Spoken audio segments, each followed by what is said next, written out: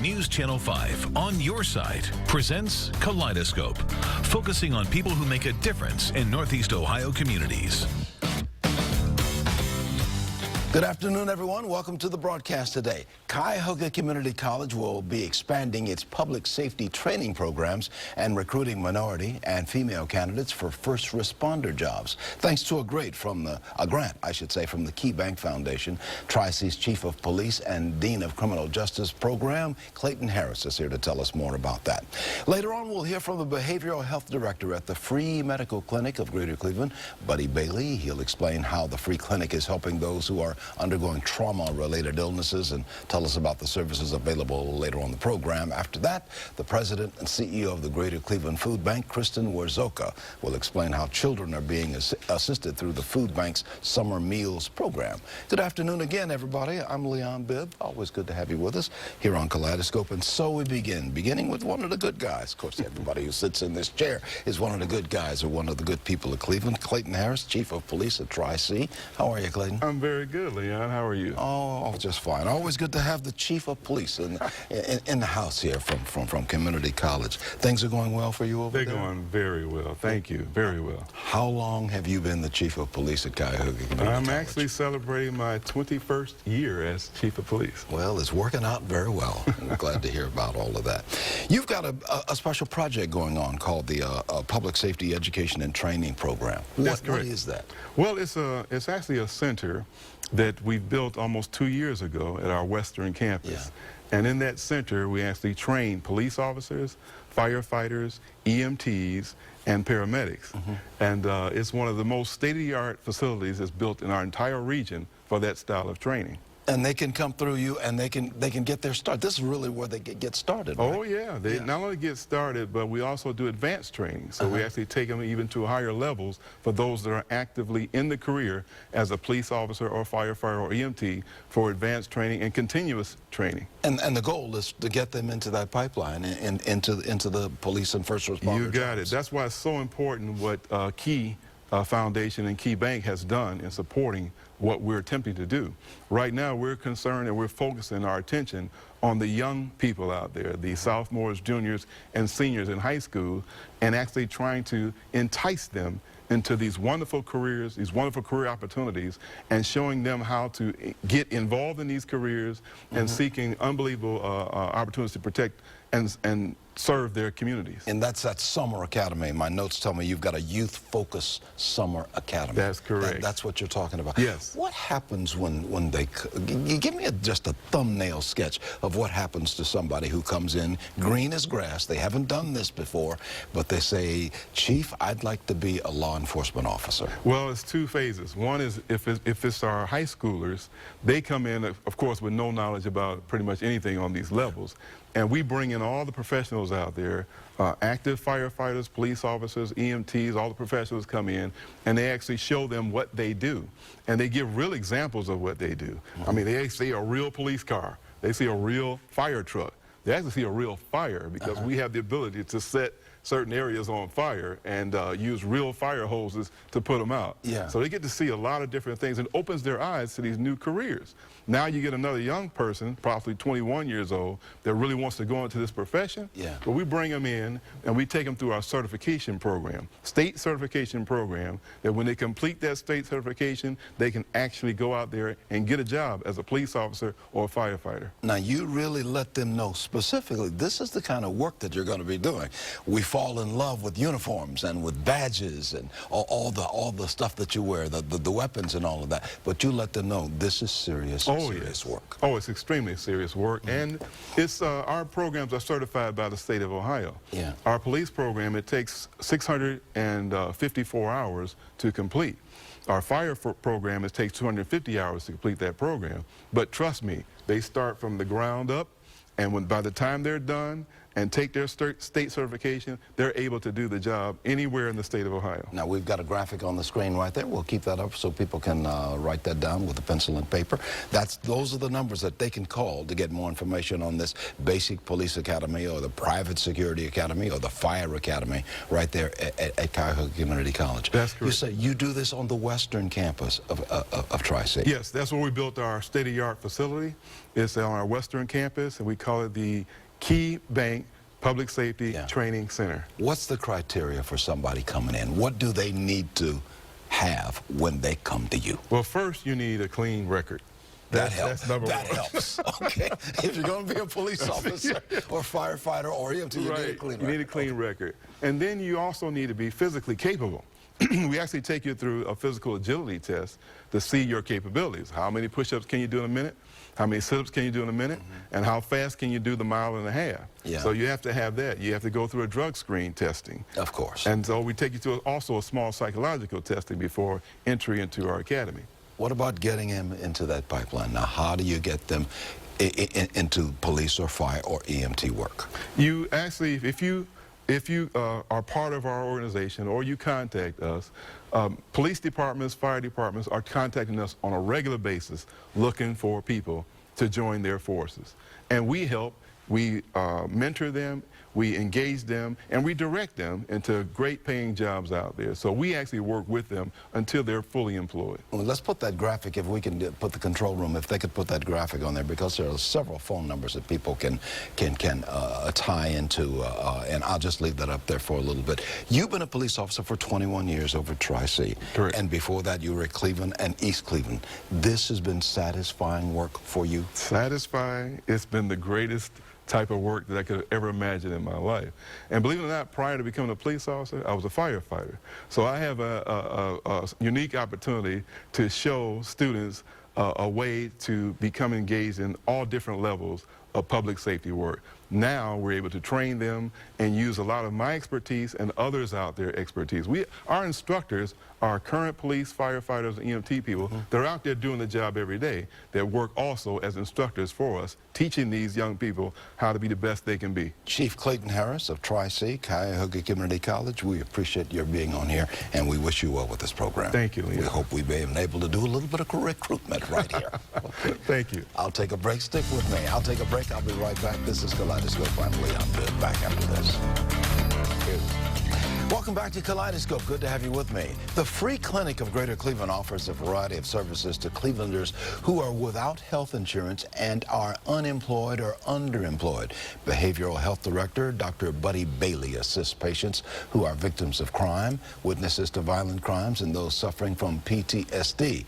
And he joins me now to talk about his work at the Free Clinic of Greater Cleveland. Good to have you with us, Dr. Buddy Bailey. Good to be here. Yeah. Thank you. Yeah, things are well at the Free Clinic? They are. And the Free Clinic is growing every day. You know, we've been serving the people of Cleveland for well over 45 years now. And it's located right there on Euclid Avenue, right near the East Cleveland boundary line. Right, we're Avenue. on the health line. Yeah, we'll talk a little bit about that. First off, what is the philosophy of the Free Clinic? What is it that you try to do? Well, what we try to do is, the basic philosophy is that health care is a right, not a privilege. You know, it's one of the things that we need to make sure that everybody has, because if they don't have it, then they're more than likely to not live as long as someone in the suburbs. And you know, if you have health care, you know, that's an asset that you have that a lot of people don't have. Yeah. How has the Affordable Care Act affected you? Well, it's affected the Free Clinic in a multitude of ways. Basically, what we've had to do is we've really had to redesign our programming. Yeah.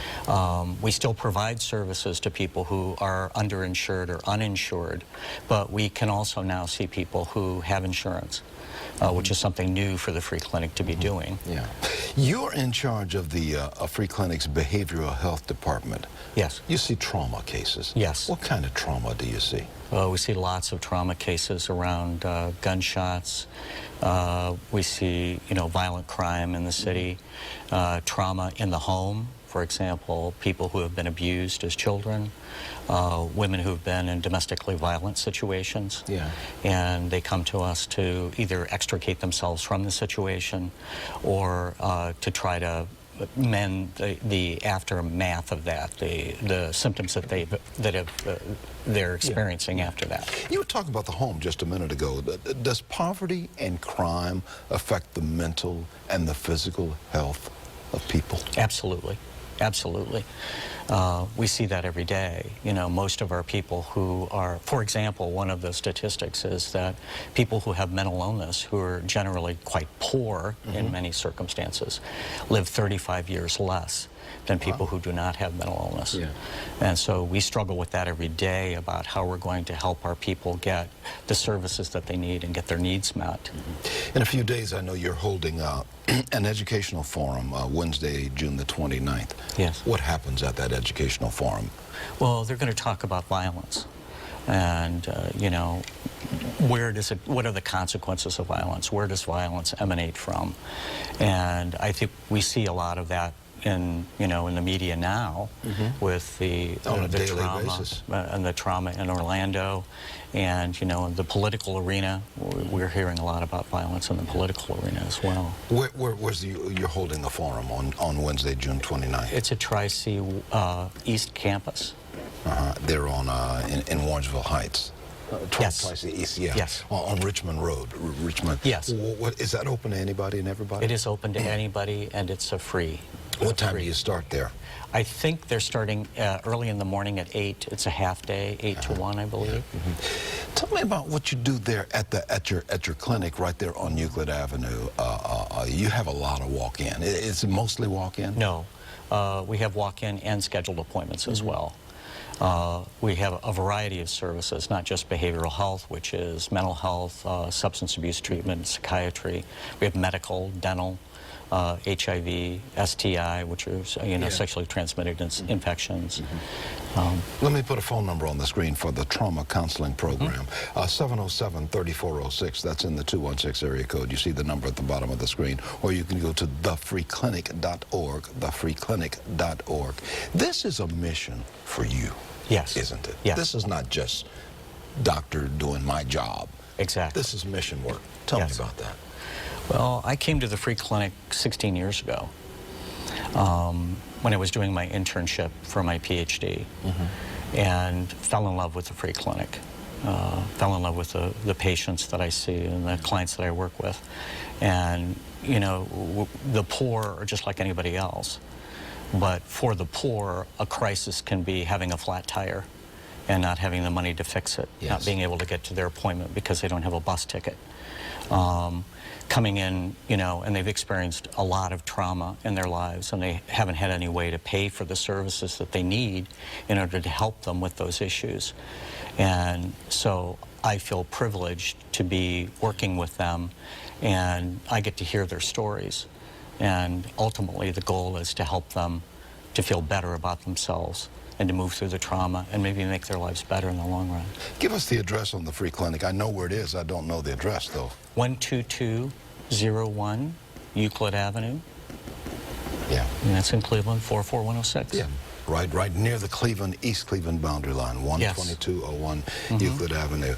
And once again, we want to hit this forum that you're going to be holding at Tri-C East, the eastern campus of Cuyahoga Community College. In their corporate college. Yeah, the corporate college, that's right there on Richmond Road in Warrensville Heights. And that's going to be all day? Beginning in the morning? Half a day.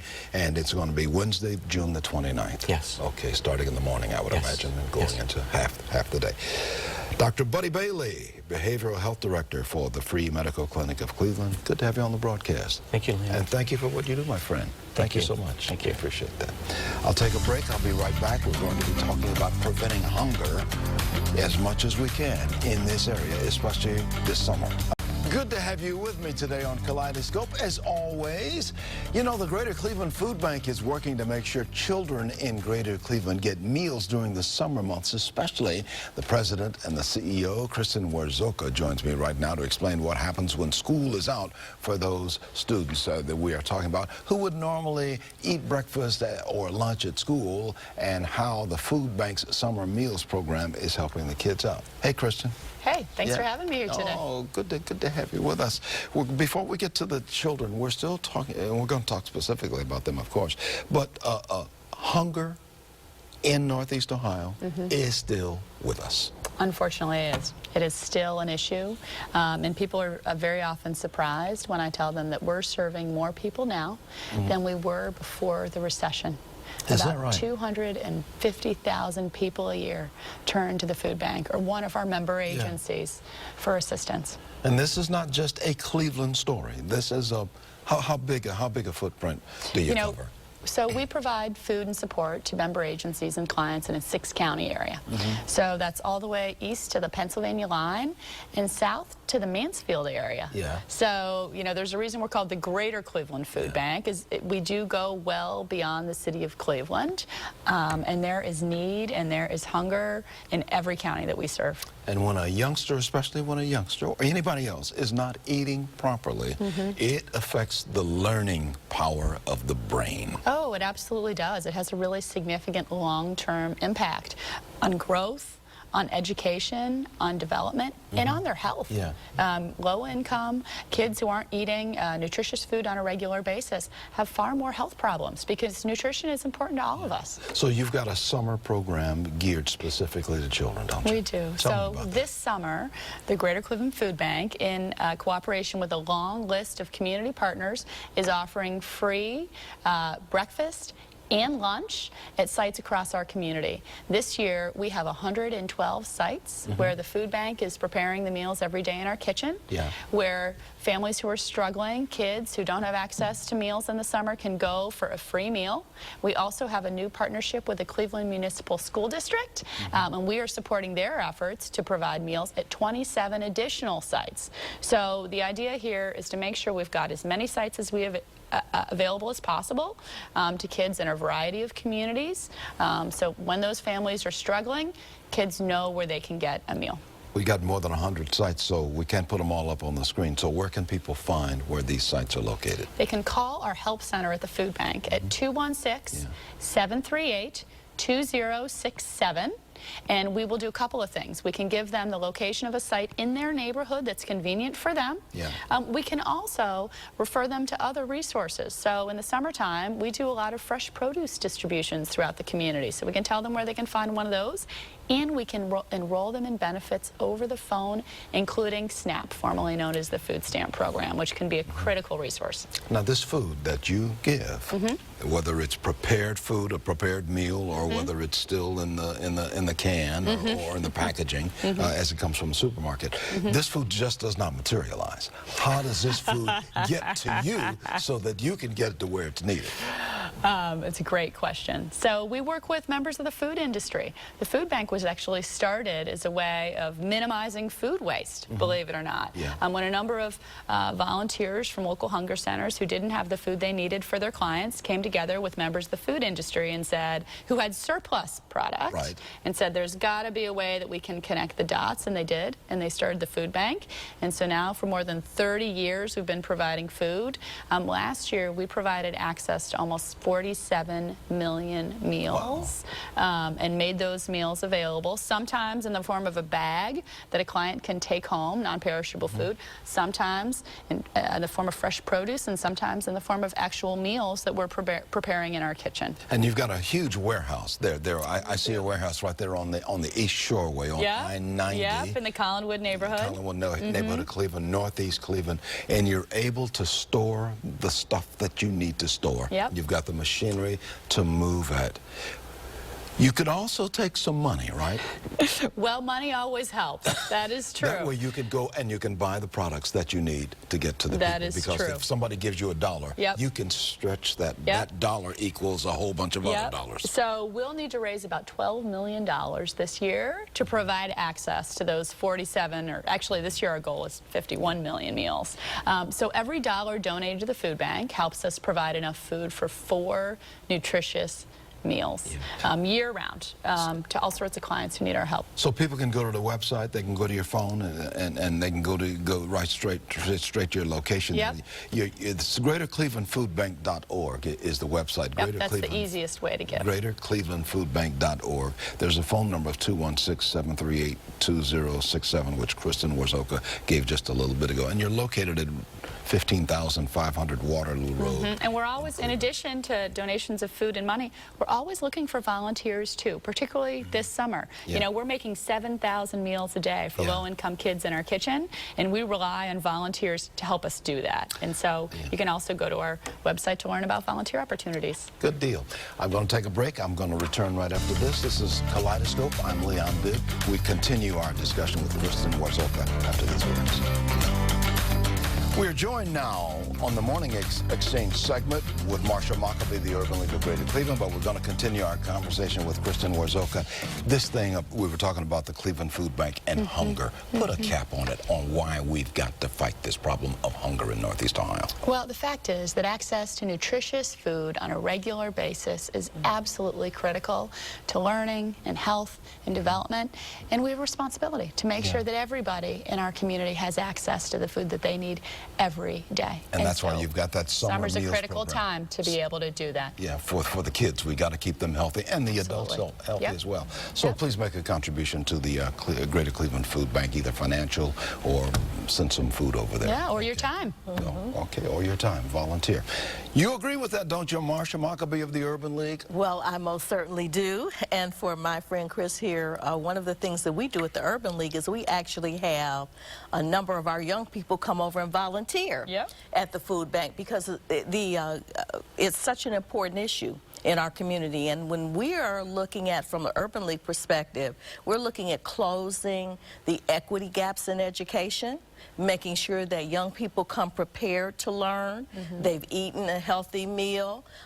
They have the things that they need in their surroundings, so that their minds can be ready to receive. That's really important. So it's all tied in together, and we support it, and we'll continue to come and volunteer. We appreciate your partnership. Absolutely. We want our young people to understand how to give back. That's so important. And that's important, the volunteer aspect, not only of the giving money so the Greater Cleveland Food Bank can continue, but so they can volunteer. Absolutely. Anything else going on? I've got 30 seconds remaining before we have to say goodbye.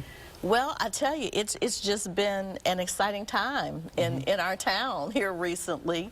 By the time we air, we hope that we will have champions with our Cavaliers, but they're champions in our eyes this morning. No matter what happens beyond this recent Game 6, they're champions in our eyes today. And we thank the Cavs for what they did. It's been a nice ride this year. Thank you, Kristen Warzoka. Oh, great to be here. Marsha Mockaby, thank you as well. Take care, everybody. This has been a presentation of News Channel 5's Kaleidoscope, a weekly public affairs program brought to you in partnership with the Urban League of Greater Cleveland.